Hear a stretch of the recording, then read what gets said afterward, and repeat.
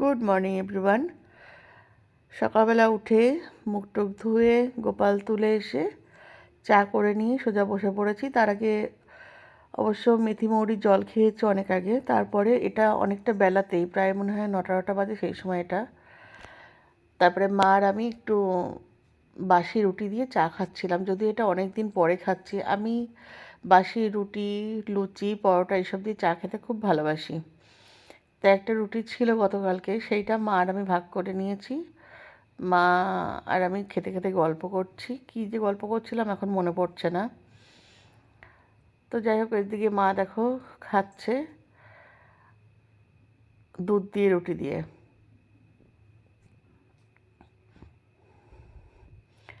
তারপরে দেখো 10টা বাজতে না 10টা 10, আমি দোকানের জন্য রেডি হয়ে গেছি।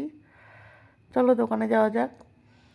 আর দোকানে গিয়ে আর কোনো ভিডিও করতে পারিনি, একেবারে সোজা বিকালবেলা বাড়ি এসে তোমাদের সাথে কথা হচ্ছে। চান করে উঠলাম এখন, আর করে নিয়ে এসছি একটু চা, কারণ এত বেলায় তো এখন ভাত খাবো না। আজকে অ্যাকচুয়ালি দোকান থেকে আমি ফিরেছি দেরি করে, কারণ এই বেলায় আর দোকানে যাব না। 4টের পরে দোকান বন্ধ করেছি, 4টের পরে দোকান বন্ধ করে তাই বাড়ি এসেছি। বাড়ি এসে স্নান টান করলাম, করে উঠে একটু চা বানালাম আগে। আর আসার সময় সিঙ্গারা নিয়ে এসেছি মার জন্য আর আমার জন্য, সেই জন্য এখন একটু চা আর সিঙ্গারা খাবো। এই যে দেখো চা করে নিয়ে এসেছি, এই চা আর সিঙ্গারা খাবো এখন। তো দেখলে চা আর সিঙ্গারা নিয়ে এসেছি। আর দেরি করে বাড়ি ফেরার কারণ কি, ছেলের এক্সাম শুরু হয়েছে, তা ও সকালবেলা করে বেরোচ্ছে। যদিও এক্সাম 2টা থেকে 5টা পর্যন্ত, কিন্তু আজকে তার আগে 12টা থেকে কলেজে কাজ ছিল ওদের একটু, সেই কারণে আজকে একটু তাড়াতাড়ি বেরিয়েছে। আর হচ্ছে তোমার ফিরতে ফিরতে আজকে একটু লেট হবে। আজকে এক্সাম শেষে ও আবার একটা কাজ আছে কলেজে, সেই কাজটা মিটিয়ে তাই আসবে, সেই কারণে। তারপরে ভাবলাম কি, সেই সকালবেলা ছেলে খেয়ে বেরিয়েছে, তো এবার আমি বাড়ি না থাকলে না, ও বাড়ি এসে যদি দেখে যে আমি বাড়িতে নেই, তাহলে ও না খেয়ে ভয়ে বসে থাকবে। সেই জন্য ভাবলাম যে তাহলে একবারে দোকানটা একটু দেরি করেই বন্ধ করি। আর সন্ধ্যের পরে তেমন কোনো লোকজন থাকে না খুব একটা, তবু এখন বিয়ের মরশুম শুরু হয়েছে তো সেই জন্য এখন লোকজন হবে। তবুও শুধু দোকানের দিকটা তো ভাবলে হবে না, ছেলের দিকটাও আমাকে ভাবতে হবে। সেই কারণে গেলাম, মানে চলে এসেছি 4টের পরে। দোকান 4:10-এ আমি দোকান বন্ধ করেছি। দোকান বন্ধ করে একেবারে বাড়ি চলে এলাম। আর এই সময় এসে তো আর ভাত খাওয়া যায় না, স্নান করে যায়নি সবচেয়ে বড় কথা। আর রাস্তার সামনে দোকান তো প্রচণ্ড ধুলো, এই শীতকালে না মানে এত ধুলো। কিন্তু সকালবেলা স্নান করে যাওয়াটা সবচেয়ে বেটার হবে, কারণ এত বেলা এসে স্নান করলে রোজ রোজ শরীর খারাপ হয়ে যাবে, মানে ঠান্ডা লেগে যাবে, আর আমার ঠান্ডার ধাঁচ আছে। তো চলো আগে চাটা খেয়ে নিই, তারপরে তোমাদের সাথে কথা বলছি। আর সেদিনকে যে ফুল গাছগুলো কিনলাম, তারপরেও মাকে কিছু গাছ কিনে দিয়েছি, সেগুলো তোমাদেরকে দেখাবো। তবে আজকে ছাদেরগুলো দেখাবো, আর এখন নিচে নামবো না, নিচেরগুলো কালকে দেখাবো। চলো আগে চাটা খেয়ে নিই, পরে সন্ধ্যা হয়ে যাবে তখন দেখাতে পারবো না, তাই দেখাচ্ছি। দেখো সেদিনকে এই গাছটা, এই গাছটা, এই গাছটা, এই গাছটা, এই গাছটা, এইগুলো এমনি ফুল গাছ কিনে দিয়েছি।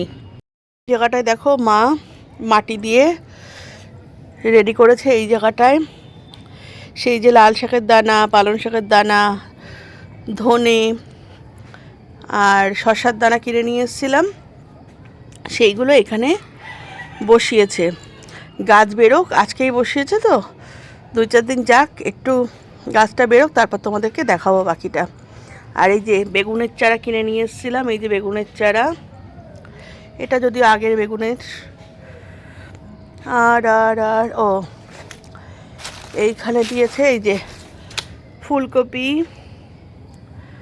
আর বাঁধাকপি টপিও নিয়ে এসেছি, ফুলকপি, বাঁধাকপি, তারপরে পেঁপের চারা। এই যে বাঁধাকপি এই যে এখানে বসিয়েছে, নিচে বসিয়েছে বেশি, উপরে খুব একটা বসায়নি, কারণ এগুলো না মাটিতে ভালো হবে, সেই কারণে।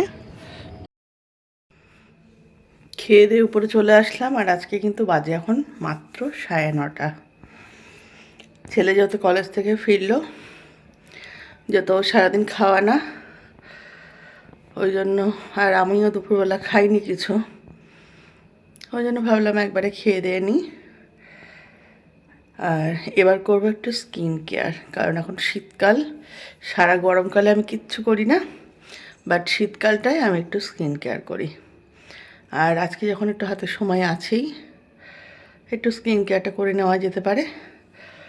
তো চলো তোমাদের সাথে একটু শেয়ার করি যে আমি আমার স্কিন কেয়ার কীভাবে করি, আর তোমরা সেটা দেখতে থাকো। আর সেটা কিভাবে কি করছি যদি জানতে হয় তাহলে অবশ্যই আমাকে কমেন্টস করে জানিও, আমি তোমাদের ডিটেলটা দিয়ে দেবো। তো আমার বকবক আজকে এইটুকুই। সবাই ভালো থেকো, সুস্থ থেকো। দেখা হচ্ছে পরবর্তী কোনো ব্লগের সাথে, আমার দিনের বিশেষ কিছু মুহূর্ত নিয়ে। ততক্ষণের জন্য সবাইকে চলো টাটা, আর স্কিন কেয়ারটা দেখতে থাকো।